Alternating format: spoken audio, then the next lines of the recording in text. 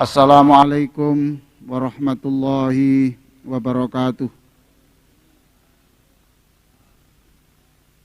Alhamdulillahirabbil alamin. Wassalatu wassalamu ala asyrafil anbiya wal mursalin wa ala alihi wa sahbihi ajma'in, amma ba'du. Yang saya hormati pengurus Masjid Nasional Al-Akbar, para jamaah sekalian, baik yang di dalam masjid ataupun melalui jaringan internet yang sangat saya hormati.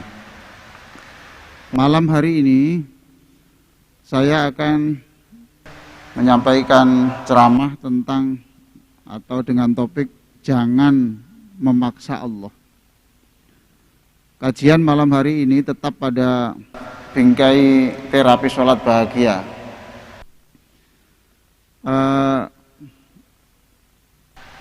Kita tidak akan bisa bahagia, tidak akan bisa menjadi orang yang ceria jika cara memahami ketuhanan Allah itu tidak benar. Bapak Ibu sekalian, di dalam doa antara dua sujud, ya,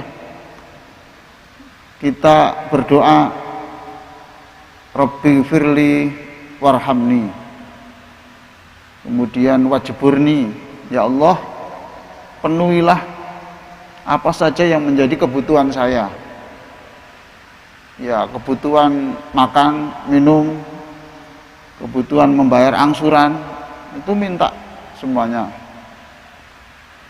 kita mintakan pada Allah. Warzukni, berikan aku rezeki yang melimpah, yang banyak, supaya saya tidak menjadi objek belas kasih orang, supaya saya tidak yang menerima tetapi saya yang memberi. Wa'afini, berikan saya sehat supaya tidak membebani orang, supaya saya bisa beraktivitas lebih daripada orang yang sakit, dan seterusnya. Tetapi kita harus tahu bahwa doa itu harus dipandang sebagai ibadah, jangan hanya dipandang sebagai permintaan. Saya ulang, doa itu harus dipandang sebagai ibadah, bukan sebagai permintaan semata. Lalu kita mensifati Allah juga harus komplit. Harus komplit. Allah Tuhan yang maha memberi rezeki, betul. Tapi jangan lupa, kalau hanya itu yang dipercaya, maka dia bisa menjadi orang stres, tidak bahagia. Karena kemudian ketika kita minta, kemudian kita bilang kepada Allah, ya Allah katanya engkau itu Tuhan yang memberi rezeki, kenapa saya kok tidak diberi rezeki hari ini atau bulan ini, tahun ini kok susah? Pertanyaan begini karena dia mensifati Allah hanya Tuhan yang maha memberi rizki, padahal, ini silakan dicatat di dalam surah Saba ayat 36.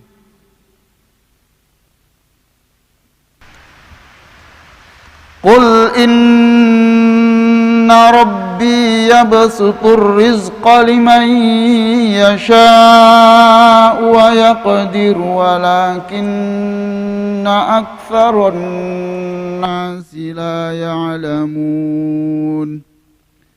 Qul, katakan Muhammad, inna rabbi, Tuhanku itu yabsutur rizqa liman yasha', memberi rizki kepada orang yang dikehendaki, dan terusnya wa yaqdirulah, dan juga mengurangi rizki orang.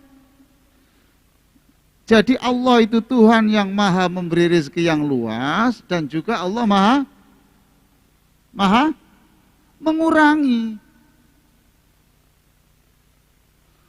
Lah kalau kita hanya mensifati Allah, Tuhan yang Maha memberi rizki, ini jadi gelisah kita ini. Tetapi kalau kita memahami Allah itu Tuhan yang memberi rizki dan Tuhan yang mengurangi atau mencabut rizki, lah enak kita. Surat apa tadi? Saba ayat 36. Qul inna rabbi yabsutur rizqa liman yasha wa yaqdir. Nah, kebanyakan manusia itu hanya mensifati Tuhan yang Maha memberi, Tuhan yang hanya memberi rizki.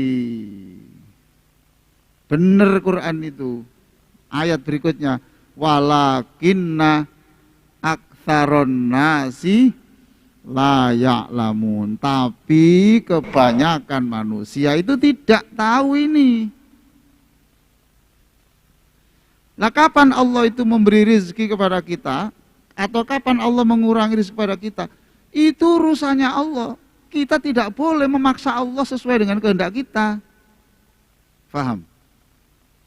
Maka di dalam doa kita, fa innaka taqdi, lanjut, fa innaka taqdi wala yuqda alaik.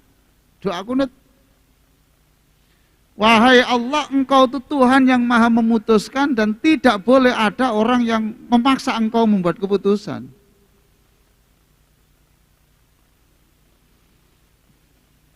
Jadi kita ini, para jamaah sekalian, seringkali secara tidak sadar, kita itu maunya menundukkan Allah. Allah nanti saya bacakan ini, lalu Allah nurut kemauan saya. Ayo.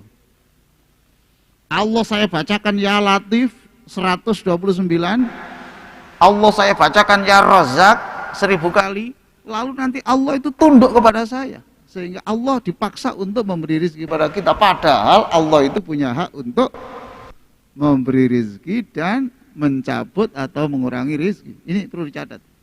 Jadi suatu saat kita diberikan rizki oleh Allah, kita senang. Kalau Allah mencabut juga senang, berarti inilah hak Allah dan hak Allah tidak boleh dipaksa-paksa.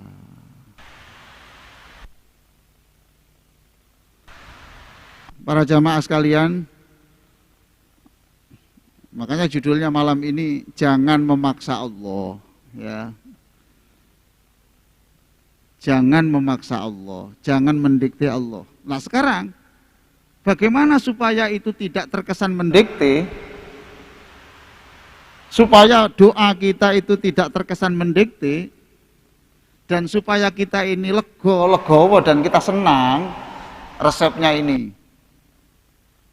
lihat surah Al-Mulk ayat 29. Nah ini resepnya ini Pak.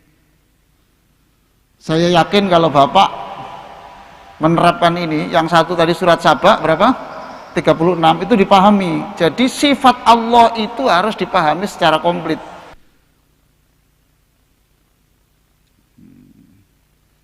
Allah yang menghidupkan, ayo. Allah Maha menghidupkan. Yang kedua, Allah Maha mematikan, ya harus difaham. Itu haknya Allah. Jadi kita sudah berdoa, ya sudah doa.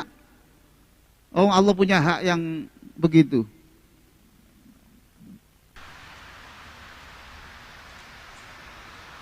Maka Imam Ibnu Athaillah mengatakan, la yakun talabuka tasabbuban bil ata'i wa taqillu fahmuka anhu.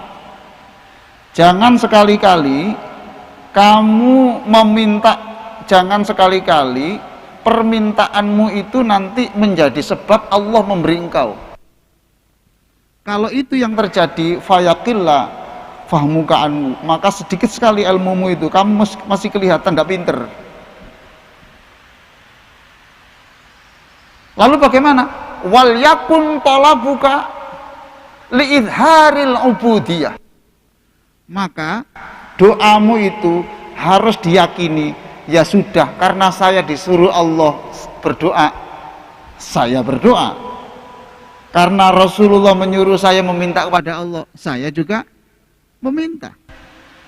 Ya sudah, Allah memberi apa? Itu urusannya Allah, saya tidak boleh mendikte Allah. Wa qiyaman bi huquqir rububiyah, dan untuk menegakkan hak-hak ketuhanan Allah. Nah gitu. Kalau tidak begini Bapak, ya, Bapak sering kali protes ke Gusti Allah. Ya Allah, katanya Engkau itu maha mendengar, tapi kenapa Engkau kok tidak mendengar suara saya? Katanya Engkau itu maha tahu kesulitan saya, tapi kenapa Engkau tidak memberikan solusi masalah saya? Karena salah paham ini, maka ada orang keluar dari Islam gara-gara ini. Tidak hanya stres, tidak hanya depresi. Saya punya siswa SMA,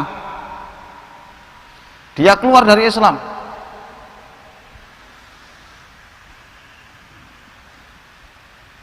Dia anak Aceh, ya. Kenapa kamu keluar dari Islam? Iya Pak, saya ini punya pacar Pak, cantik sekali Pak, solihah, cantik sudah pokoknya dia senang, saya senang. Saya puasa Senin Kemis, malam tuh tahajud, baca Quran gitu. Ternyata wanita itu meninggalkan saya. Ketika saya mendekat Allah, justru Allah ini tidak tahu apa yang saya butuhkan. Nah ini coba perhatikan. Karena dia mensifati Allah dengan satu sifat, harus lengkap itu Pak.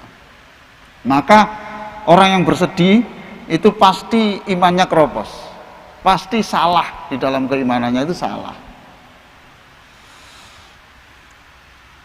Akhirnya kemudian dia ini bertemu dengan seorang ustadz, kemudian diajak berpikir, diajak ngobrol, kemudian kembali lagi ke Islam.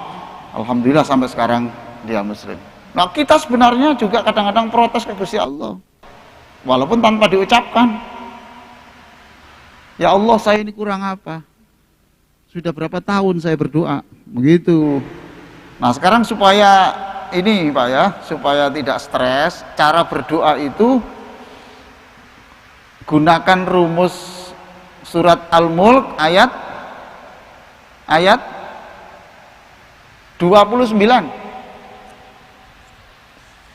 Nih, Qul huwar rahmanu amanna bihi wa alaihi tawakkalna fasata'lamuna man huwa fi dhalalim mubin. Qul huwar rahman. Kalau kamu berdoa, puji dulu nama Allah, Ar-Rahman. Ya Allah, Ar-Rahman, Allah Engkau maha pengasih saya, Engkau itu maha pengasih ya Allah. Aman Nabi, sungguh saya ini yakin. Saya ini iman. Betul, Engkau maha pengasih. Ya Allah, wahai Allah, saya sakit. Dan saya yakin Engkau itu maha tahu saya sakit. Dan saya yakin Engkau itu pasti mengasihi saya. Tidak mungkin Kau meninggalkan saya. Saya yakin Kau pasti maha kuasa menyembuhkan saya. Itu aman Nabi.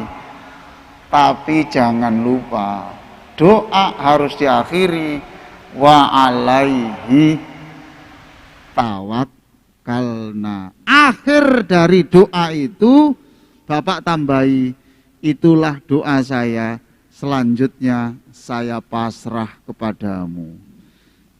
Apakah Engkau menghidupkan saya ataukah Engkau mematikan saya, itu hakmu, saya tidak berani ikut campur. Apakah Engkau menambah rezeki atau tidak, itu hakmu. Kata-kata penyerahan diri kepada Allah, inilah yang menjadi kunci kebahagiaan. Nah, bapak-bapak lebih sering mana? Berdoa diakhiri dengan tawakal atau tanpa diakhiri dengan tawakal? Hah?